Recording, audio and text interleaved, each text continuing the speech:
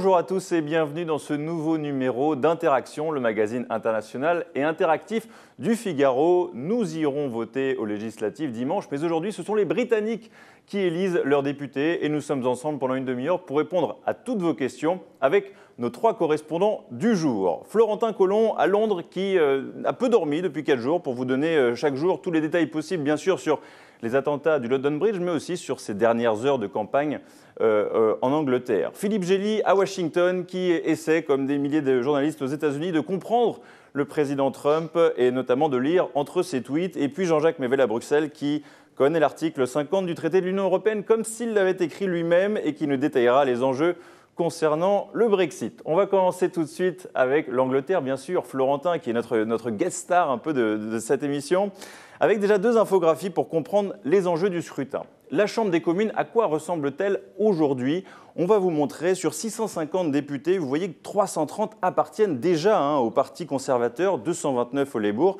À noter les 54 sièges pour le SNP des nationalistes écossais. Et que nous disent maintenant les derniers sondages? Eh bien, l'avance des conservateurs s'effrite petit à petit et aujourd'hui, eh bien, il y a 43,8% d'intention de vote pour les conservateurs et 36% pour le Labour. Alors Florentin, il reste plus que quelques heures pour savoir si Theresa May va réussir ou non son coup de poker. Oui, on parle de coup de poker parce qu'elle a lancé ses législatives anticipées seulement 2 ans après les dernières élections législatives pour essayer de renforcer sa majorité. Vous avez montré les chiffres. Aujourd'hui, elle a une majorité conservatrice à la Chambre des communes que de 5 sièges, ce qui est assez court pour faire voter toutes les lois qu'il va falloir adopter liées au Brexit. Donc, elle s'est dit elle a capitalisé sur d'excellents sondages il y a 2 mois qui donnaient au moins 20 points d'avance aux conservateurs sur l'opposition travailliste pour lancer des élections express en moins de 2 mois et demander aux Britanniques de lui donner une majorité élargie pour négocier le Brexit, pour renforcer sa main dans les négociations sur le Brexit. Et on parlait à l'époque d'une majorité potentielle de plus de 100, voire 150 sièges. Les sondages se sont resserrés pendant la campagne. Tout ne s'est pas déroulé comme prévu par la Première ministre. Mais ces derniers jours, même ces dernières heures, les sondages sont repartis à la hausse pour les conservateurs. Donc elle pourrait probablement espérer arriver en tête et renforcer sa majorité, comme elle l'espérait. Florentin, Theresa, c'est une émission, je le rappelle quand même, où on a envie de vous donner la parole au maximum. On vous a posé par exemple une question ce matin sur Twitter et vous pouvez continuer à y répondre. On commentera les résultats à la fin de cette émission. On la voit d'ailleurs, Theresa May va-t-elle selon vous conforter sa majorité à la Chambre des communes? C'est bien sûr tout l'enjeu de cette émission. Et continuez à voter, vous êtes déjà plusieurs centaines. On a repéré aussi beaucoup de commentaires des internautes du Figaro qu'on va ensuite soumettre à nos correspondants et commencer à nous les donner en direct.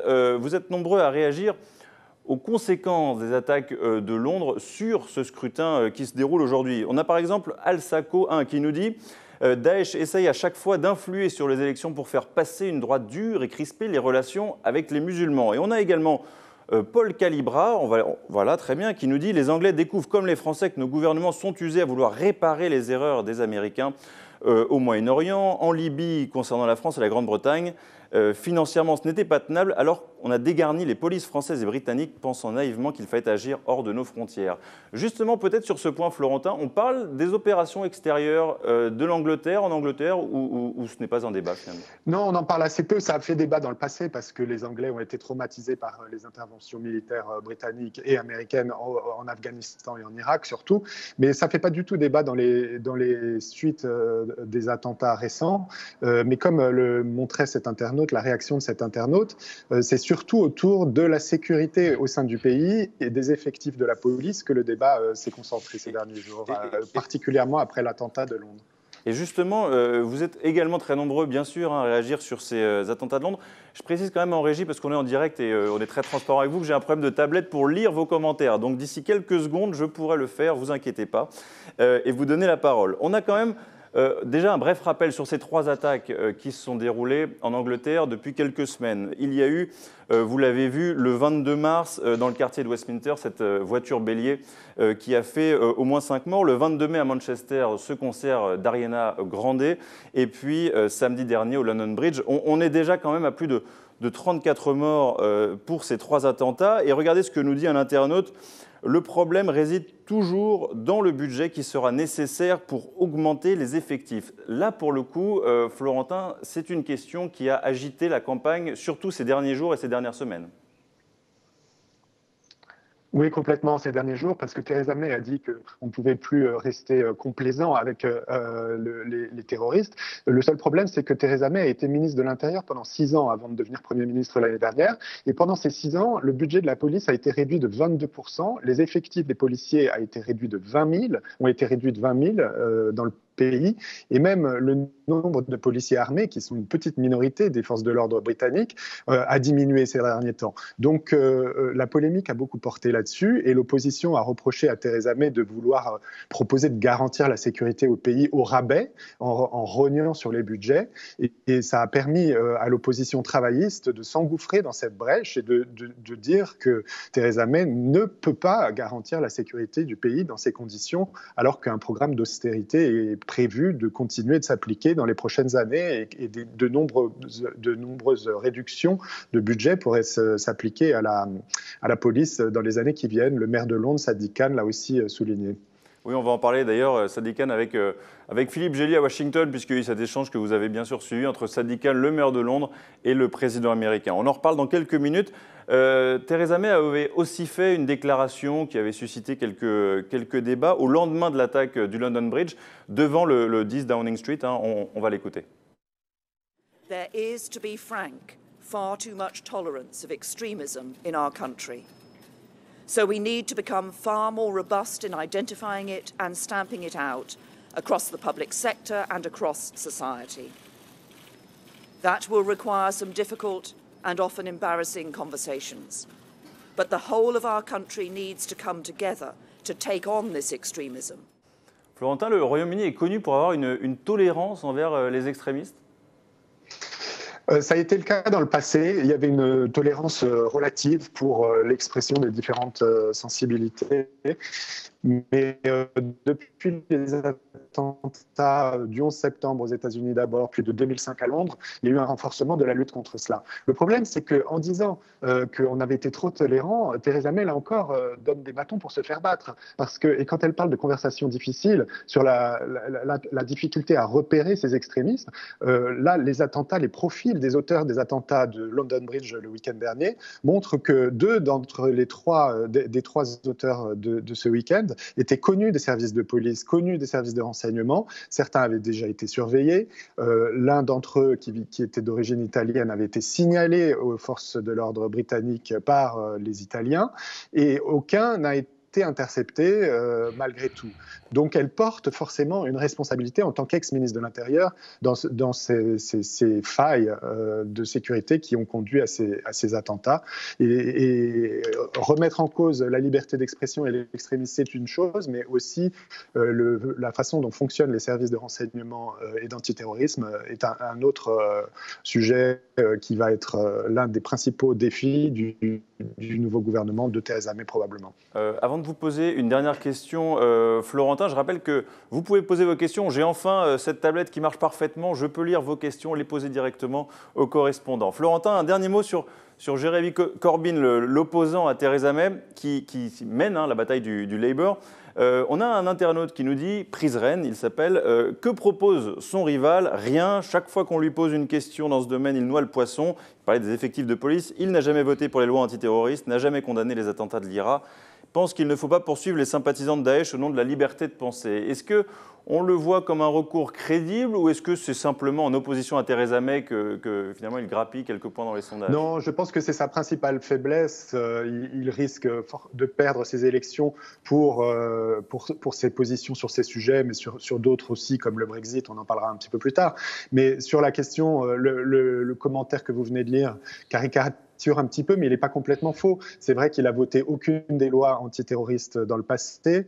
Il a même dit à un moment que les policiers ne devraient jamais avoir à se servir de leurs armes. Mais depuis quelques jours, il a changé son fusil d'épaule, si je puis dire, et corrigé un petit peu ses positions précédentes. Et il a proposé de maintenir et de même développer les budgets de la police et de la sécurité. Donc il a essayé de surfer sur le mécontentement lié au bilan de Theresa May en la matière. Mais ce n'est pas suffisant pour qu'il se présente en alternative crédible. Et c'est probablement pour ça que Theresa May va à nouveau remporter ces élections.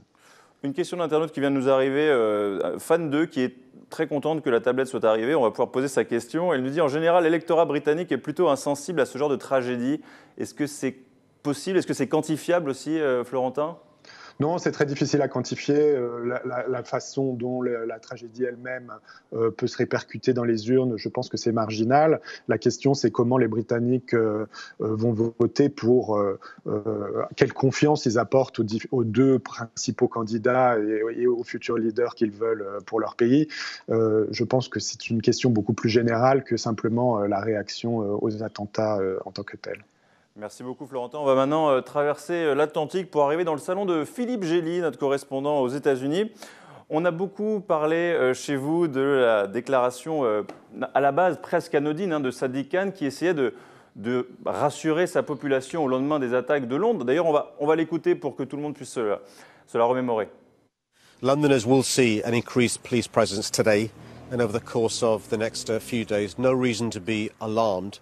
One of the things the police and all of us need to do is make sure we're as safe as we possibly can be. Et puis ensuite, la réaction du président des États-Unis via un tweet. Plusieurs ensuite ont suivi, mais on va quand même vous lire celui-ci. 7 morts et 48 blessés dans une attaque terroriste et le maire de Londres dit qu'il n'y a pas de raison de s'alarmer. Comment est-ce que vous interprétez ce tweet, Philippe Gély? Ce tweet, évidemment, a déclenché une tempête à la fois au Royaume-Uni, mais aussi aux États-Unis. Il a été très critiqué. D'abord, c'est une tentative de récupérer un drame qui se produit à l'étranger pour des visées de politique intérieure américaine, puisqu'il en prend prétexte pour redonner du crédit à son décret toujours bloqué en justice, qui est maintenant devant la Cour suprême, et qui vise à interdire de visa les ressortissants de 6 nationalités musulmanes. Deuxièmement, ce tweet ne fait aucune mention des victimes, ce qui a aussi beaucoup choqué, évidemment. Déjà, le simple fait d'exploiter un événement se produisant, en plus un événement dramatique, se produisant à l'étranger, c'est assez inhabituel. Mais bon, Trump l'a fait à sa manière, c'est-à-dire assez brutal. Les observateurs auront aussi relevé que lorsqu'il y a eu l'attentat de Manchester un peu plus tôt, Trump n'a fait aucune remarque désobligeante contre le maire de Manchester. Certains se sont demandé si c'était parce que le maire de Manchester s'appelle Andy Burnham et que celui de Londres s'appelle Sadiq Khan.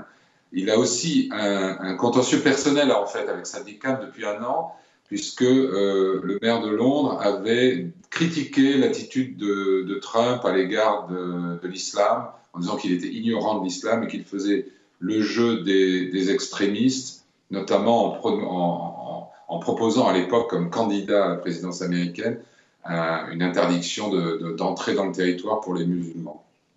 On avait un autre internaute qui s'appelle Muir et qui nous parlait avec un petit peu d'ironie de Donald Trump en disant « Donald Trump peut se le permettre, c'est quand même le patron du Royaume-Uni depuis le Brexit ». Alors évidemment qu'il y a de l'ironie et en même temps c'est une vraie question puisque depuis le Brexit, depuis cette alliance qui a des formes un petit peu nouvelles entre les États-Unis et l'Angleterre, puisque c'est une alliance qui s'éloigne de plus en plus de l'Europe. On parle quand même de Theresa May dans certains journaux britanniques comme de la taupe de Donald Trump au Royaume-Uni. Qu'est-ce que vous en dites, Philippe? Cette accusation d'être la taupe de Trump vient du G7 en fait et de documents confidentiels qui ont été révélés, je crois, par Greenpeace et qui montreraient que Theresa May a essayé de faire un jeu. En fait, lorsque Angela Merkel a dit au G7 que sur la question du climat, c'était 6 contre 1. En réalité, c'est pas aussi simple parce que apparemment Theresa May a essayé de neutraliser un peu les efforts européens en rendant certaines décisions concernant le climat plus volontaires qu'obligatoires. Du coup, elle a été accusée d'être la taupe. En réalité, il y a toujours eu une relation spéciale entre guillemets, entre le Royaume-Uni et les États-Unis. Donald Trump, après ses tweets malheureux, a déclaré qu'il n'y avait pas de relation plus chère au cœur des Américains que celle avec les Britanniques. Theresa May a été reçue ici à Washington, premier chef d'État étranger, dès le 27 janvier, une semaine après la prise de fonction de Trump. Ça n'a pas débouché sur des avancées très concrètes pour l'instant, mais il est clair qu'un Royaume-Uni qui est en plein Brexit et donc en négociation de divorce avec l'Union européenne a la tentation et l'espoir de s'appuyer sur une relation renforcée, commerciale ou autre, avec les États-Unis. Merci beaucoup Philippe. On part maintenant à Bruxelles rejoindre Jean-Jacques. Jean-Jacques, on attend les résultats de ce soir à Bruxelles pour savoir si Theresa May aura plus de force pour négocier son Brexit. Et encore une fois, 2 commentaires sur lesquels vous allez pouvoir rebondir. Le premier de Bel El Avi qui nous demande de la fermeté. Il nous demande « J'espère que l'UE va être à l'auteur et ne pas céder aux exigences des Anglais. Ils ont toujours tiré la couverture vers eux pour leurs petits avantages. Ils ne méritent pas que l'UE fasse des concessions. » Et un autre nous dit « Attention ». Ne pas oublier aussi que l'Angleterre est un partenaire commercial important et que nous n'avons aucun intérêt à être brouillés avec eux. Donc voilà, Jean-Jacques, c'est un juste milieu à trouver entre ces 2 positions. Oui, enfin, il y a deux attentes et 2 urgences du point de vue européen. La première, c'est que dans les négociations qui vont s'engager sans doute d'ici la fin du mois sur le Brexit, sur les conditions du Brexit, l'Europe veut un interlocuteur qui soit bien élu, qui tienne bien sa majorité, qui ait toutes ses troupes derrière lui. Le problème de Theresa May, c'est qu'elle était arrivée en quelque sorte au pouvoir par accident. Elle n'a jamais été élue et elle devait faire face aux vrais vainqueurs du référendum de juin, ceux qu'on appelle communément les Brexiteurs, comme M. Johnson ou M. Davis. Si Theresa May est réélue confortablement, les Européens auront en face d'eux, d'ici une dizaine ou une quinzaine de jours, un interlocuteur stable, un interlocuteur qui tienne ses troupes. La deuxième dimension, c'est que dès le départ, et plus particulièrement après le choc du référendum en juin, il y avait effectivement l'intention de, peut-être pas de punir le Royaume-Uni, mais de lui faire payer un prix pour le divorce. Il s'agissait d'éviter la contagion, d'éviter que d'autres pays soient tentés de prendre le large. En quelque sorte, il fallait punir le Royaume-Uni pour effrayer tous ceux qui seraient tentés de le suivre. Et d'ailleurs, la position d'Emmanuel Macron, on va voir, vous allez nous dire si elle s'est transformée en fait. Rappelez-vous déjà ce qu'il disait pendant la campagne sur le Brexit. If your government decides to organize a Brexit, I will be pretty tough on it because I think it cannot be tough on it. Yes, because we have to preserve the rest of the European Union and not to convey the message that you can decide to leave without any consequence. So Britain should be punished for its decision? No, it's not to be punished, but to be consistent with such a decision. You don't get the passport and you don't get access to the single market when you decide to leave. Yeah. Jean-Jacques, est-ce que dans les couloirs de Bruxelles, les parlementaires français ou les diplomates français mettent en œuvre depuis l'élection d'Emmanuel Macron ce Brexit dur? Est-ce que c'est quelque chose que l'on peut voir? Je crois que ça se passe moins à Bruxelles que dans les capitales, et particulièrement les capitales qui comptent, donc Paris, Berlin, Rome, et l'Europe du Nord prise collectivement, l'Europe centrale prise collectivement. Ce que dit Macron face à la caméra ne reflète pas tout à fait la réalité.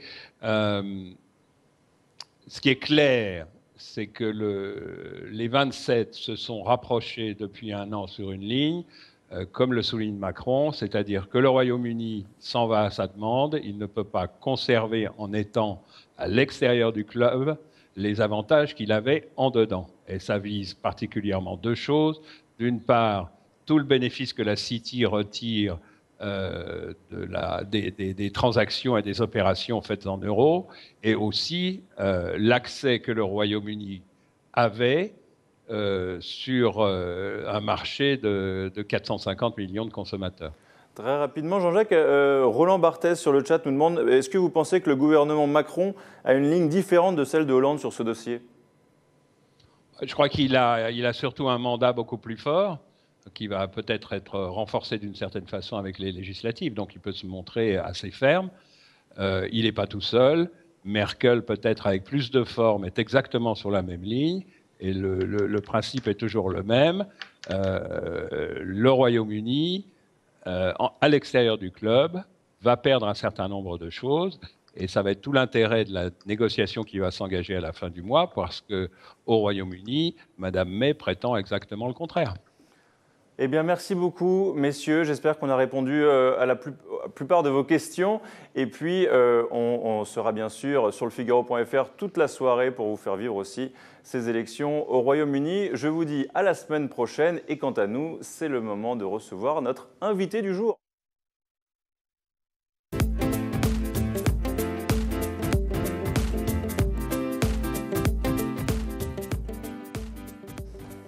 Et un mot d'un seul pour vous dire que vous avez été très nombreux à voter à notre question sur Theresa May. Considérez-vous qu'elle va renforcer sa majorité à la Chambre des communes? Vous avez été, donnez-moi mes chiffres, 275 à voter et les résultats sont très serrés puisque 40% ont voté oui, 44% ont voté non. Nous verrons si ces résultats se confirment dans quelques heures. Marc Bassets, bonjour. Bonjour. Vous êtes correspondant à El País et vous nous faites le plaisir de votre venue à Interaction pour aujourd'hui. On va parler un petit peu d'Emmanuel Macron, on va parler un petit peu d'Europe, on va un petit peu d'Espagne bien entendu et puis pourquoi pas un peu de football, c'est ce qu'on s'était dit si on avait quelques minutes qui nous restaient. Comment est-ce que déjà vous, de votre œil extérieur, vous jugez les premiers pas d'Emmanuel Macron, notamment sur la scène diplomatique? Je crois que les premiers pas ont été excellents, il faut le dire. Excellent dans les gestes, dans l'image, dans la communication. Emmanuel Macron n'a rien fait encore, il n'a pas pris de décision. On a vu réellement il n'a pas pesé dans les décisions puisque dans le G7, il y a quelques jours en Sicile, on a discuté du changement climatique. Monsieur Macron, le président Macron a dit on va voir si j'ai réussi à convaincre le président Trump de rester dans les accords de Paris. Et quelques jours après, on connaît la décision. Mais vous retenez quand même ce côté communicatif du président. Il a fait un très bon Make Our Planet Great Again pour répondre à Donald Trump qui était sorti de l'accord de Paris sur le climat. Oui, le monde, ou une partie du monde, attend une réponse à Trump, une alternative à Trump. Ce siège de l'anti-Trump, on pourrait dire, était un siège vide. Et voilà que Emmanuel Macron gagne les élections présidentielles en France, arrive et l'occupe avec élégance, avec habileté et avec un contrôle, comme je disais, des gestes et de l'image qui est assez exceptionnel. Je crois qu'il a très bien préparé ses premiers pas dans l'Élysée, aussi bien dans la scène internationale que dans la scène intérieure française.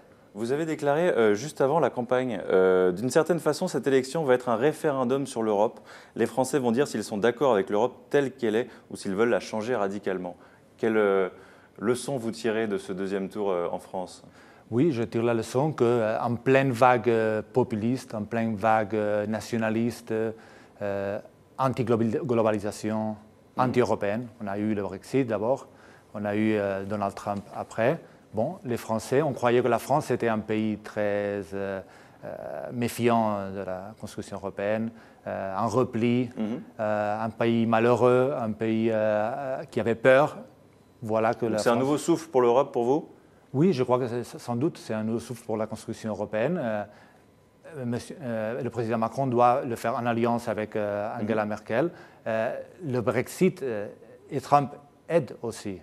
Le Brexit et Trump, on peut les interpréter presque, si on fait une contre-narrative, comme un cadeau à la construction européenne, puisque ça clarifie beaucoup les choses. Et est-ce qu'en Espagne, on en parle aussi de ça, de cette opportunité donnée par Trump, on va dire, pour relancer la construction européenne? Est-ce que des politiques en Espagne veulent aussi se saisir comme ça de cette opportunité? Oui, sans doute, et je crois que pas seulement en Espagne, mais d'autres gouvernements européens et premiers ministres, et chefs d'État et gouvernement, prennent ces positions.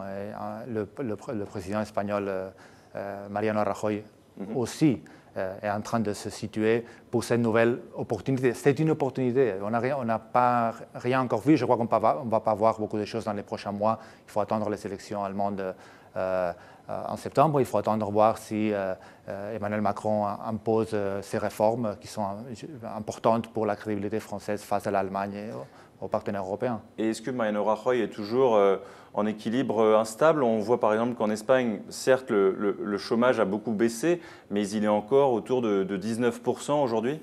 Oui, le chômage est un grand problème en Espagne, un des grands problèmes. la pérennité du chômage de masse depuis, je dirais, depuis des décennies, qu'aucun gouvernement vraiment n'a réussi à baisser. C'est un manque de courage pour vous, politique, ou c'est autre chose en Espagne? Il y a des problèmes structurels, il y a des problèmes plus profonds qu'un gouvernement ou l'autre. Mais la vérité, c'est qu'aucun président n'a réussi de manière temporaire, oui, mais de manière durable à baisser le chômage. C'est un problème qui continue, même si il y a des signes depuis quelques mois, depuis une sortie de la crise qui a été très profonde en Espagne. On va finir juste avec un peu de sourire et de passion. Vous m'avez dit que vous étiez très fan de Barcelone et du Barça. Du Barça.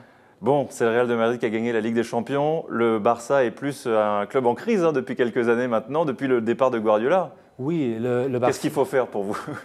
C'est très difficile.